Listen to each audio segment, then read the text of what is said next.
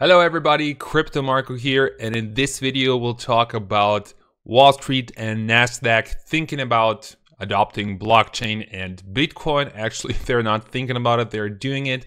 And what kind of consequences this will have for us will be discussed in this video and further news from the cryptocurrency space. So if you enjoy the content, make sure to leave it a thumbs up and comment down below, because among everybody who's commenting, I am giving away a small amount of Litecoin once a week. Now, if we take a look at the market cap, we'll see that Bitcoin is still holding strong at the 9,000 resistance. I mean, it's not something that we can tell from this chart, but I have looked at the chart and 9,000 is a good and solid resistance. Seems like it will be hard for us to go further down than that. And something that I really found interesting is that the New York Times has Bitcoin on the front page. Now, isn't that an amazing development that our little cryptocurrency Bitcoin is on one of the biggest papers on the planet? Even though it's not the main article, it is on the first page, and I found the article to be really interesting. So some of the biggest names on Wall Street are warming up to Bitcoin, a virtual currency that for nearly a decade has been consigned to the unregulated fringes of the financial world. The parent company of the New York Stock Exchange has been working on an online trading platform that would allow large investors to buy and hold Bitcoin. According to emails and documents viewed by the New York Times, and for people briefed on the effort who asked to remain anonymous because the plans were still confidential. The news of the virtual exchange, which has not been reported before, came after Goldman Sachs went public with its intention to open a Bitcoin trading unit, most likely the first of its kind at a Wall Street bank. Now, why is this so important and why is this so exciting? First of all, as you know, institutional money means a lot of change for us. So if a lot of money gets into the cryptocurrency space, then we can of course accept a lot of sick gains for everybody, so congratulations. But of course also I am afraid that it would mean a lot more centralization. But just a simple fact that Wall Street, Nasdaq and Goldman Sachs are actually starting to implement Bitcoin solutions for their customers and for themselves shows me like an interesting change in consensus. Whereas in January and December everybody's like, oh no, we won't touch Bitcoin, it's high too volatile. And I must admit, of course, in December and January, it was very volatile. All of a sudden, everybody's interested. Is that kind of coordinated? Maybe. I don't want to put on a tinfoil hat right now. As you know, Nasdaq is also interested in investing into crypto. But as you know, maybe yesterday I made a video on Warren Buffett, Charlie Munger, and Bill Gates hating on Bitcoin. So they compared Bitcoin to rat poison, turds, and Bill Gates even said that if there was a simple way to short Bitcoin, he would do it. And there actually is a very simple way to short it. He could use the CBOE futures and do it. So the Winklevoss twins called him out and asked him to put his money where his mouth is. Something that you have to consider when talking about this is that still, most of the people who have invested in cryptocurrencies are younger folk. So people who are probably younger than 40 years, and many even have invested for the first time in their life ever. So opening up to Wall Street, opening up to Nasdaq would not only enable investors with a lot of capital who are older and probably have a lot more capital than younger folk to invest in cryptocurrencies. It will first of all disable a technical disadvantage. So for people who are used to the old system, they would have a solution how to invest in this new fancy digital coin. And second of all, it would of course also be a signal, a beacon for everybody else who still has not invested into Bitcoin. Hey, look, Wall Street is providing you with an opportunity, with a solution on how you can invest into Bitcoin. And I'm sure that has the potential to cause a chain reaction to trigger a huge price movement. And that will of course be great for mainstream adoption, and mainstream adoption has come one step closer to Cardano. So Cardano partnered up with Meetups, I hope I pronounced it correctly, big company that offers that offers mobile payments in South Korea. And ADA token will be used in over 33,000 offline franchise stores. Now, this is something really amazing. Finally, Cardano can be used. I actually have my Cardano in my Daedalus wallet. So just go to the Cardano and download the wallet. And the transaction was really fast and cheap, just how cryptocurrencies are supposed to work. So our partnership with MetaPs Plus will allow ADA to expand more rapidly and be recognized eventually as a new way for payment settlement in the Korean market. I am very excited to be able to open a new era together through this platform. So as you know, when it comes to cryptocurrencies, Korea is very open and Korea is really important. So enabling millions of Koreans to all of a sudden pay with Cardano is of course a huge advantage for them. Furthermore, Charles Hoskinson, the CEO of IOHK, so pretty much the Cardano daddy, said the following: "It is great that ADA will be able to be used for everyday purchases in South Korea, a country where there is a passionate Cardano and cryptocurrency community. I hope that this development will encourage the adoption of cryptocurrency even further." I hope so too.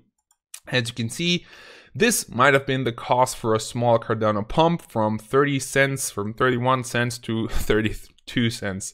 Next up, we have Letter to Tron Community, and this is a letter that has been issued by Justin Sun on their Medium. So as you know, soon the mainnet of Tron will be launched. So May is an exciting month for Tron.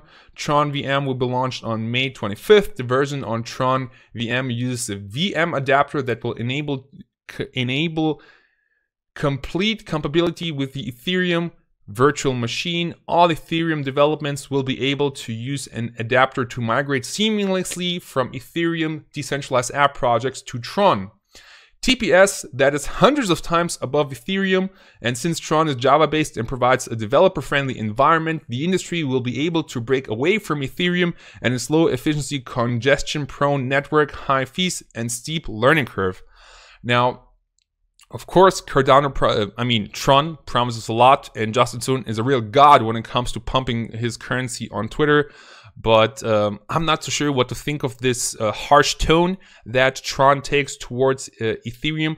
And while you have to admit that Ethereum's transactions per second are not the fastest, they are reliable. So transaction speeds that are 100 times above Ethereum today are not that special, because there are a lot of cryptocurrencies out there that are able to do far more transactions than Ethereum.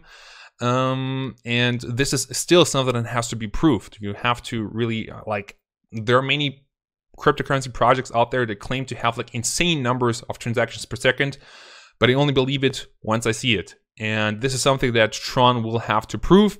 And Tron maybe should not forget that Ethereum still has sharding up its sleeve, so might see a huge upgrade when it comes to their transactions per second and scalability and so on.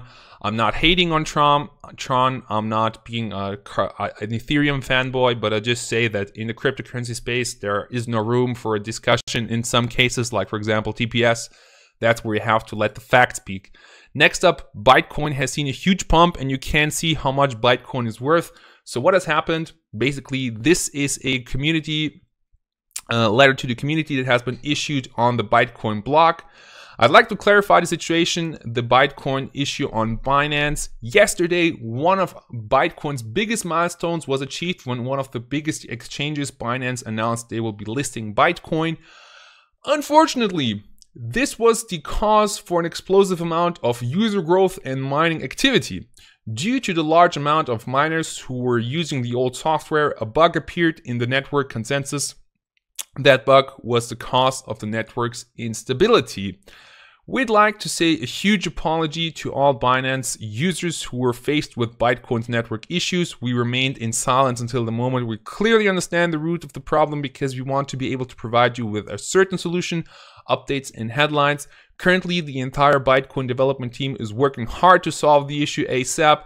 All of the problems have been identified and most of them have already been fixed. Bringing the network into a stable state is currently our top priority. We want to thank our entire community and the Binance team for their support and understanding.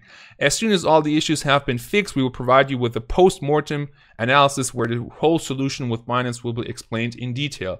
So as you can see on Twitter, yesterday they announced, yay, we have been listed on Binance. Then unusually high load, system is getting overhauled, network issues, all the problems suddenly came in. And then CoinMarketCap, as you can see, says that they're currently under maintenance and experiencing wallet issues. So even that happened, and they even tweeted out to CoinMarketCap, please, CoinMarketCap, we have been trying to contact you for at least 24 hours. We have fixed a major bug in our software that causes issues. Can you reissue us on your page? And Poloniex is also working on the problem, so if you have some issues with Bitcoin, this is the cause. Furthermore, we have IOTA partnering up with Porsche. Then next up we have Tom Lee says that consensus will be the cause of a great push of Bitcoin. So Tom Lee identified in a note though to clients that the event's previous editions coincided with Bitcoin gains of between 10 and 70%. Consensus, which Vitalik Buterin, for some weird reason, doesn't want to attend and wants to boycott, will happen from May 14th to May 17th in New York City. And whether or not it will be a cause of great volume will be seen in 4 to 7 days. I'm really curious on that topic, and I hope you enjoyed today's video. Still having some issues with the wallet, so in the next video I'll probably have to do 2 Litecoin giveaways. Don't worry, we will catch up on that. In any case, thank you so much for commenting. If you enjoyed the video, make sure to leave it a thumbs up and comment down below. Keep in mind that all of everything in this video is my personal opinion and not financial advice. And as a little extra in this video, I have been to Barcelona for a few days and I made some videos for my channel, and I unfortunately I speak German in them, but still I thought it would be nice to include these little short clips where you see a private side of mine at the end of this video. So enjoy the highlights from Barcelona and thank you so much for watching. Bye bye. In Barcelona, wir sind vorhin gelandet, gleich fertig gemacht, angezogen. Da vorne ist der Eli und ein anderer Freund von mir. Und wir gehen jetzt in den Club ein bisschen Party machen. Aber davor gehen wir essen. Bis gleich. Mit Eli in Barcelona machen jetzt einen kleinen Verdauungsspaziergang. Wie alt bist du am Montag? 29. Und wie fühlst du dich? Gut. Ja? Was würdest du Leuten raten, die noch nicht 29 sind? Werdet 29. So Leute, wir gehen jetzt gleich in den Club und ich habe hier ein paar Fans getroffen. Ich habe dich vorhin gefragt, was ist dein Lieblingscoin? Was würdest du sagen? Ganz klar Litecoin. Litecoin? Okay. Nein, Ethereum ist viel geiler. Crypto Marco und Crypto Eli in Barcelona. Bitcoin bei 10K! Auf Kryptowährungen!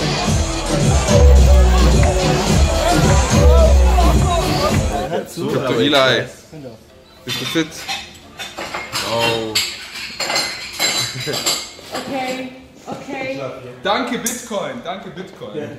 Das ist schon echt krass. Oh mein Gott. Oh mein Gott.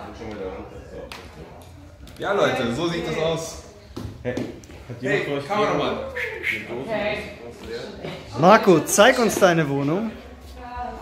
Es ist ein Airbnb, aber wir nehmen mal an, was man sich hier so machen kann. Schöner Ausblick. Traumhafter Ausblick. Yes! Yes, yes, yes. Mahlzeit. Mahlzeit. Mahlzeit. Ich bestelle mir jetzt Nachos. Mahlzeit. Alter, was ist los mit dir?